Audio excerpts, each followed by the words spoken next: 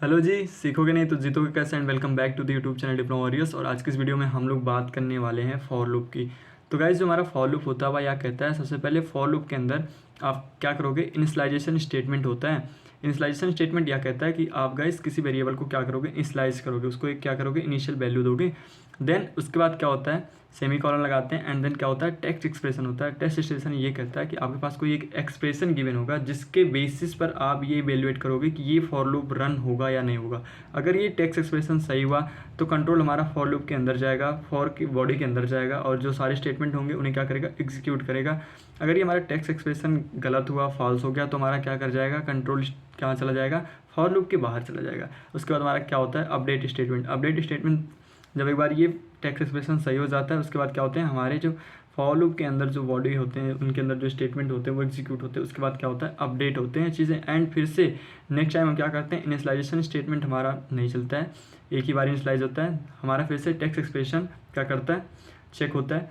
And ये तब तक चेक होता रहता है जब तक क्या हो जाता है, टेक्स्ट एक्सप्रेशन फॉल्स ना हो जाए, तब तक ये हमारा क्या करता है, रिपीट करता रहता है। ठीक है, तो फॉर लूप का यूज़ हम अगर देखें मेनली तो उस जगहों पे करते हैं जहां हमें पता होता है कि एक नंबर ऑफ टाइम हमें ये चीज़ रिपीट करनी है बार बार। ठीक है, सपोज़ अगर हम एक एग्जांपल की बात करें, सपोज़ कोई एक स्टेडियम है। ठीक है, स्टेडियम में यहाँ पे एक कोई बच्चा खड़ा है और उसका कोच कहता है कि अगर आप इस स्टेडियम के एक चक्कर लगाओगे, ठीक है, तो मैं आपको 1 मार्क्स दूंगा। ठीक है, अब बच्चे को चाहिए कितना, पास होने के लिए 10 मार्क्स। तो वह कितने चक्कर लगाएगा, 10 चक्कर लगाएगा। ये नोन है ना कि अगर वो 10 चक्कर लगाएगा, क्योंकि एक चक्कर लगाने पे उसे कितने मार्क्स मिल रहे हैं, 1 मार्क्स। तो वह बच्चा क्या करेगा, वह कहेगा ठीक है सर, मैं 10 चक्कर लगा लेता हूँ। ठीक है, तो ऐसे ऐसे करके क्या करेगा, वह 10 चक्कर लगा लेगा। ठीक है, जब वह 10 चक्कर लगा लेगा तो उसे कितने मार्क्स मिल जाएंगे, 10 मार्क्स।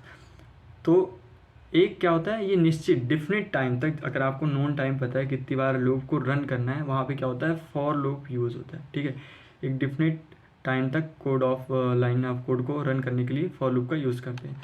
ठीक है, अगर हम बात करें इसके फ्लो चार्ट को, जिससे आप और अच्छे ढंग से समझ पाएंगे, तो सबसे पहले क्या होगा, फॉर लूप होगा। फॉर लूप के अंदर हमने बात किया था, सबसे पहले क्या होगा, आपका इनिशियलाइजेशन एक्सप्रेशन होगा। ठीक है, सबसे पहले आप क्या करोगे, उस वेरिएबल को जो भी है, ठीक है, उसको क्या करोगे, आप इनिशियलाइज करोगे। ठीक है, इनिशियलाइज करने के बाद आपके पास टेक्स्ट एक्सप्रेशन होगा। ये मेन होता है फॉर लूप का, जिसके बेसिस पर आप ये जस्ट करते हैं कि ये फॉर लूप रन होगा या फिर कंट्रोल हमारा फॉर लूप से बाहर चला जाएगा। अगर ये टेक्स्ट एक्सप्रेशन सही है, ट्रू है, तो क्या चला जाएगा, कंट्रोल हमारा जाएगा फॉर लूप के बॉडी के अंदर के स्टेटमेंट जो होंगे उन्हें क्या करेगा, एग्जीक्यूट करने लगेगा। ठीक है, उसके बाद क्या होगा, उसके बाद जब हमारा बॉडी जो होगा फॉर लूप के अंदर के जो स्टेटमेंट होंगे एक बार वो एग्जीक्यूट होंगे, उसके बाद क्या होगा, फिर से जो एक्सप्रेशन होगा, अपडेट एक्सप्रेशन, वो अपडेट होगा। और अपडेट होने के बाद ये फिर से कहाँ पे जाएगा, फिर से इनिशियलाइजेशन एक्सप्रेशन के पास ना जाके, एक बार इनिशियलाइज होता है, फिर से कहाँ पे जाएगा, टेक्स्ट एक्सप्रेशन का, और फिर से वह टेक्स्ट को चेक करेगा। ठीक है, जो भी टेस्ट दिए होंगे उन्हें चेक करेगा कि क्या ये टेक्स्ट एक्सप्रेशन सही है। अगर सही है तो फिर से फॉर लूप की बॉडी को क्या करेगा, रन करेगा, और फिर से अपडेट। अगर यहाँ पे ये टेक्स्ट एक्सप्रेशन हमारा फॉल्स हो गया, अगर हमारा फॉल्स हो गया तो हमारा कंट्रोल कहाँ जाएगा, कंट्रोल हमारा आप देखो यहाँ पे फॉर लूप के बाहर चला जाएगा। ठीक है, और मान लो अगर कोई स्टेटमेंट एक्स है तो क्या करेगा, उसे एग्जीक्यूट करेगा। ठीक है, अगर है प्रोग्राम में सपोज आपने बाहर आपने कुछ प्रिंट करा रखा है, ठीक है, तो वह क्या हो जाएगा, प्रिंट हो जाएगा। तो कुछ इस प्रकार से हमारा क्या होता है, फॉर लूप वर्क करता है। चलिए हम एक छोटा सा एग्जांपल देखते हैं जिससे आपको और अच्छे ढंग से चीज़ें क्लियर होंगी। सपोज अगर हम बात करें एग्जांपल की, मैं आपसे कह रहा हूँ कि आपको एक प्रोग्राम बनाना है जिसमें आपको 1 से लेकर 10 तक के नंबर्स को प्रिंट करना है।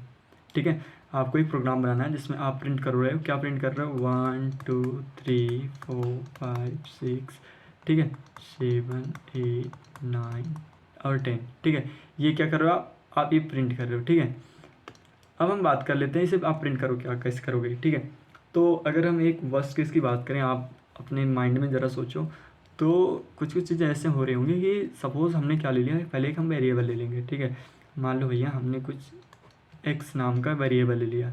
ठीक है, अब एक्स नाम का वेरिएबल ले लिया। ठीक है, अब हम क्या लगाएंगे, फॉर लूप लगा रहे हैं। ठीक है, अब फॉर लूप के अंदर हमने क्या दे दिया कि भैया जो हमारा इंट है क्या, x1, इसको इनिशियलाइज कर दिया।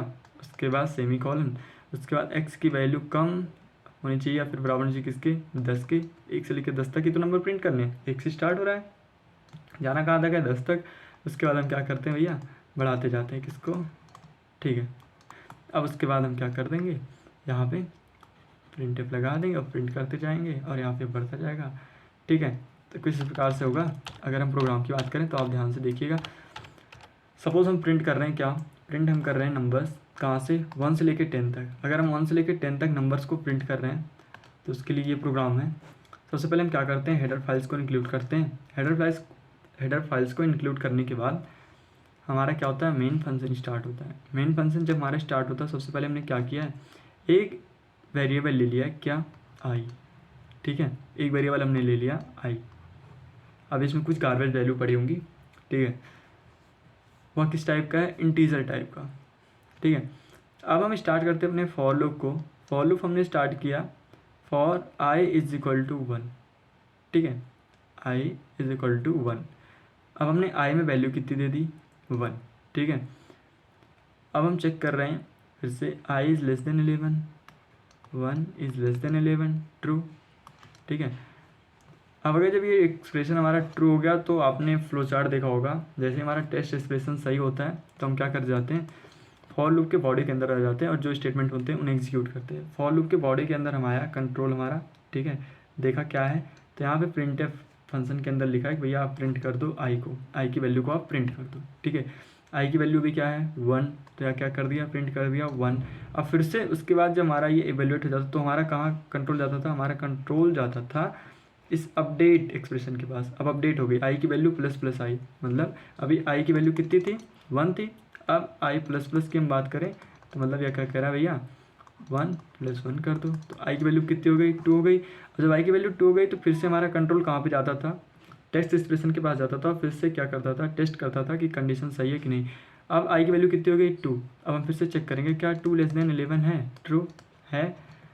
अगर है तो हमें क्या करना है, फिर से कंट्रोल हमारा आएगा फॉर बॉडी के अंदर और चेक प्रिंट कर देगा किसे, आई की वैल्यू को, प्रिंट कर दिया 2। अब आई की वैल्यू फिर से बढ़ गई, अब हो गई कितनी, 3। इसी प्रकार से हमारी आई की वैल्यू बढ़ती जाएगी और एक टाइम आएगा, ठीक है, जब हमारी आई की वैल्यू कितनी हो जाएगी, 11।